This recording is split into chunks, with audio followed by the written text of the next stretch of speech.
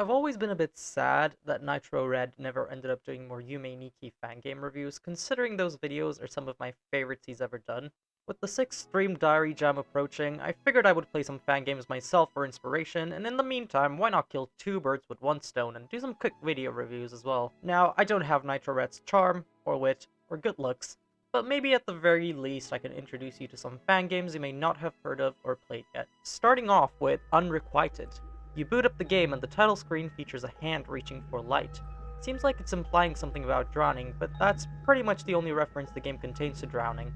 The effects are called scars in this game, so perhaps it's about the protagonist's guilt over the drowning of someone else, further evidenced by a gravestone you can encounter that leads to an event. I'm getting ahead of myself though. You play as Natsuki, who refuses to leave her room, the typical ordeal. You've got the usual balcony, the laptop to save, and the bed that takes you to the dream world. There's also a smartphone that lets you play a minigame, but it's not very good and I didn't spend much time on it. Lastly, there's this thing on the floor that looks like a CD, I guess. I couldn't interact with it and I never really figured out if it did anything. Notably, this game is made in Wolf RPG Editor rather than RPG Maker, but does a pretty good job of retaining the common fangame style that matches the look of the original. It is untranslated from Japanese, but for Yumeniki fangames that usually doesn't make much of a difference. Weirdly enough though, the few lines of text this game does have are in Spanish rather than Japanese. So you go to bed and you wake up in the dream version of your room, although this game does something I quite liked. If you go to bed in the dream version, then you're actually taken to an even deeper part of the dream world, with a TV that has no signal and a set of doors, most of which are locked. There is not much to do here, as you'll access most of where you need to go from the Nexus, but it's a nice touch nonetheless. You've got your usual speed effect and your weapon, and the speed effect seems to be a Roomba of all things. It's honestly quite cool, and if you press shift it gives you an additional boost so that you go even faster, which is a nice touch. You can also move diagonally, which makes navigation a little easier as well. It really helps the pace of the game when you have the option to travel so quickly, and it's something I'd love to see in more fangames.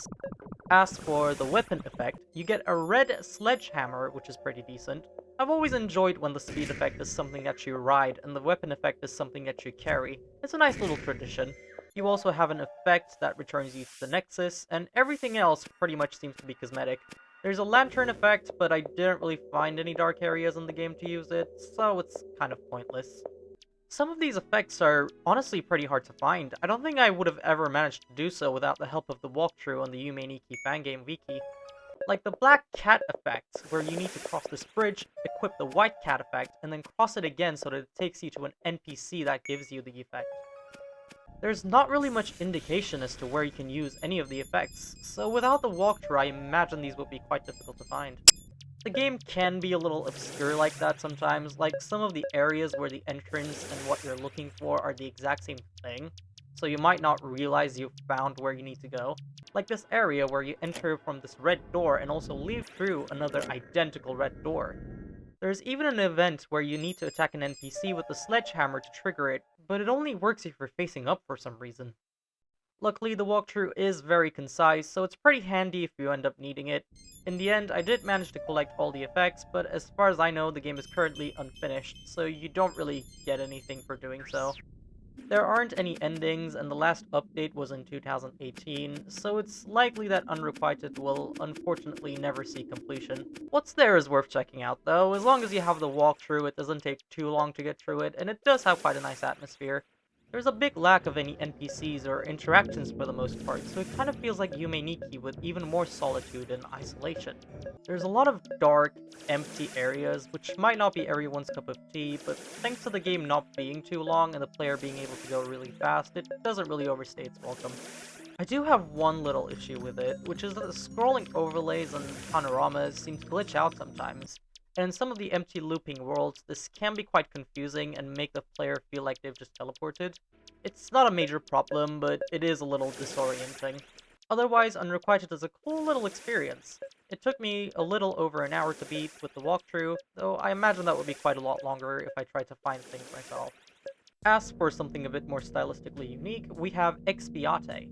The core Yume Nikki gameplay is there, but it takes quite a few liberties to set it apart from other fangames. The color palette and the visuals are an obvious one, but another major difference is that you go to sleep on the couch and use the TV as your nexus. Other than that, it is pretty much what you would expect. You wander the dream world and you find the effects. Interestingly enough, this game doesn't have a speed effect. Instead, you can toggle running by pressing shift, and you can do this while using any effects, which is pretty convenient if you want to run around with them equipped. It's a shame not to have a cool ride like Natsuki's Roomba, but it is a pretty nice feature. You play as a guy named Corbin in this one. He lives in this run-down, dirty apartment, and most of the dream worlds have a similar urban setting. The Chasers are these policemen with bloody scythes who will come after you at the slightest sign of trouble. I'm sure I don't need to spell this out, but there's a lot more of a socio-political theme to this one. Corbin himself is a bit of a troublemaker. If you look at his equipment in the menu, he outright mentions stealing his earring. You even punch yourself awake instead of pinching like usual. He uses a metal bat as his weapon, and although bats are a bit overdone as the weapon effect, it fits with his design. I'm not sure if this was a deliberate decision, but you actually strike NPCs with the bat just by walking into them, rather than pressing the action button. Perhaps it could be an implication that Corbin is more likely to incite violence than other Fangame protagonists. Or maybe the developer just thought it would streamline the gameplay a bit, who knows. There are only 7 effects in this one, 5 of which I was able to find without the need of a walkthrough. Expiate in general is much easier to navigate than other fan games. There's less looping areas and they're often quite a lot smaller, which is a nice touch to prevent getting lost. Even the usual maze world is missing, although we do still get a teleport maze, and everyone loves those, right? Luckily, it's not too hard to navigate, and it didn't take me too long to get through it. Those 2 effects I couldn't find are a bit obscurely hidden though. The black bandana effect is on the back of a truck, and due to the dark tint, it's barely visible, so you're likely to walk straight past it. And the smog effect is hidden in this area you access by interacting with the specific floor tile, which doesn't really stand out enough to be noticeable among the other squares. There's also a mysterious object, one of 16 according to the game, although as far as I can tell, this is the only one you can obtain in the current version. The wiki page says there's 4, but the walkthrough only lists this one, so I don't really know which one to believe here. In any case, the game is unfinished, so if there are 3 more, I didn't really bother trying to find them. The itch.io page states that the game is cancelled, although the developer seems to be working on a remake or a new game with a similar premise of sorts.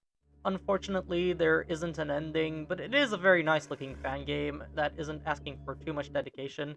I managed to get all the events in a little over an hour, just like UnRequited. I do have to point out that I ran into a couple minor passability bugs. Nothing major, but as a reviewer, I feel like I'd be remiss not to mention it. There's also some slight issues with sound. Some of the sound effects are really quiet, while others are really loud. And the footstep sound on soft terrain is barely audible, if at all. Other than that, I didn't really have any issues or problems with Expiate. It's short, and despite not having an ending, what's there is interesting enough to warrant playing through it. The art design and style is amazing, and whatever the developer ends up doing next, I'm excited to see it. Lastly, for something that actually was completed and has an ending, we have Usagi. This was actually the first Yume fangame I ever played. Unfortunately, it was a pain in the ass to get running, probably because it was made in an older version of RPG Maker 2003. I went looking for the old runtime package for a while, and then I got a direct draw error and some missing file errors, so I just caved and decided to download EasyRPG to run it. Luckily that made it run fine, mostly without errors, save for this one missing graphic in the balcony. I suppose Yume fan games aren't famously known for being easy to run. It's a lot more traditional than Expiate is. You play as Umiko, a more traditional Maratsuki reskin unlike Corbin. And like usual, you have a bed that takes you to the dream world, a computer that saves your game, and a balcony to gaze out of. The only notable difference to other fan games here is that instead of doors, the Nexus has paintings, but other than that, they pretty much work the same. The goal in this one is actually to collect all the effects and these items called mementos. Usagi actually does something I've always wanted to do in a fan game, which is that every effect you get has a function rather than being poorly cosmetic. You've got bunny ears as your speed effect, and while I do prefer speed effects that the character rides, it's nice that it at least retains the look of your character and doesn't morph you into something else. Rabbits are quite common through the game actually. It's incorporated into a lot of NPC designs, and you do run into quite a few that are just straight up regular bunnies. It makes sense since the game's title means rabbit in Japanese, although their relevance I can only guess. The devil effect is your weapon, and it lets you incinerate NPCs. The vampire effect returns you to the Nexus, and actually has a pretty sick animation. The uniform effect makes chasers passive, and the ghost effect lets you access a hidden passageway in this one area. The only outlier here is the red hair effect for some reason. It's the only one that has no function, so I'm surprised it wasn't just a memento. I do have an issue here, which is that the bunny effect is a little too hard to find. The speed effect is what players end up using the most and will usually go looking for first, so it makes sense to hide it somewhere easy to find. While you do use the first painting to the left of the nexus to get to the speed effect, which is good because it's where most people will presumably start, it's not actually in this world. Instead, you have to find and walk through a house, go through a specific door, navigate this area, and go into the door on the blue wall, go through these hallways, and enter this specific door in order to get it. I would have much preferred it just be lying around somewhere in the pink world. I don't really think the speed effect should be one of the most convoluted in your game to find. This is probably one of the only fan games I've played where the ladders don't take off your speed effect though. That's good stuff.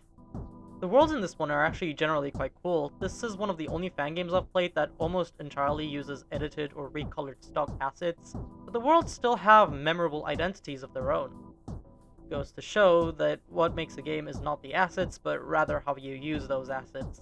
Although I'm fairly certain one of the sprites is a direct rip from Yume Nikki, which is a bit odd. The dream world in general is actually quite interconnected in this one. Just from going left to right in the painting order, you'll probably end up visiting a couple of the areas that tie into the nexus just by naturally exploring. The scale of it isn't huge, but it's nice that it all ties together. You've also got the obligatory maze world. Hooray.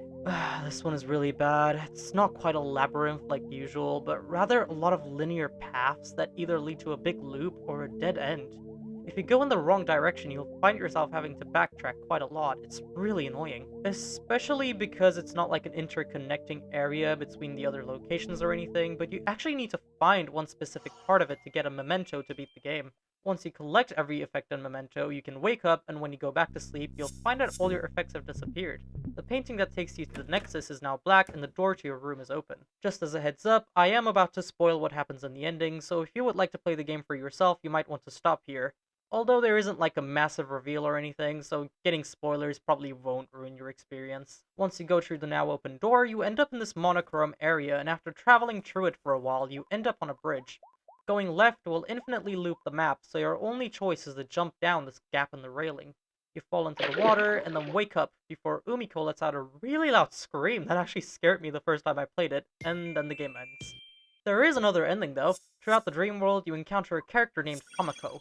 If you kill every Hamako you encounter, then you can get another ending after collecting all the effects and mementos. Something interesting is that the chasers in this game are these blonde girls that only appear in locations where Hamako is, almost like they're protecting her. Whether it's blocking the path that leads to her, or straight up trying to catch you in a room where she's in. It's pretty interesting use of chasers. The ending mostly starts out the same, you go through the same door, but instead of a gap in the railing this time, the bridge leads to a white void. You walk left for a while and see all the NPCs you've encountered throughout the game before running into Hamako. She fades away and you go up the ladder before the credits roll in. Both of these endings are pretty open-ended, so it's hard to interpret what Usagi could be about. Drowning is an image you encounter a few times, whether it's you jumping down the bridge into the water or this girl you encounter at the bottom of a pool. You can see the same girl in the hospital with Hamako by her side, so perhaps this girl is you. Perhaps Umiko was saved from almost drowning and taken to a hospital, and relieves these events through her dreams.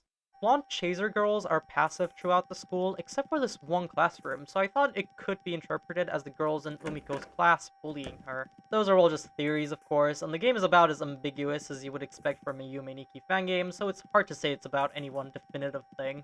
This is a really solid fangame that also took me a little over an hour to beat. That seems to be the common theme in this video. Other than the speed effect being so hard to find, and some ear-bleeding music in this area, although that's probably intentional, I didn't really encounter any issues. The worlds are quite interesting, and it's a pretty smooth playthrough. If you can get it running, it's worth the patience, and I really enjoyed my time with it. It's honestly hard to pick a favorite from this video. They all look great, play well, and have nice sound design with interesting worlds to explore. I think if I had to pick, Usagi would probably be my favorite, and being a completed and polished game probably helps.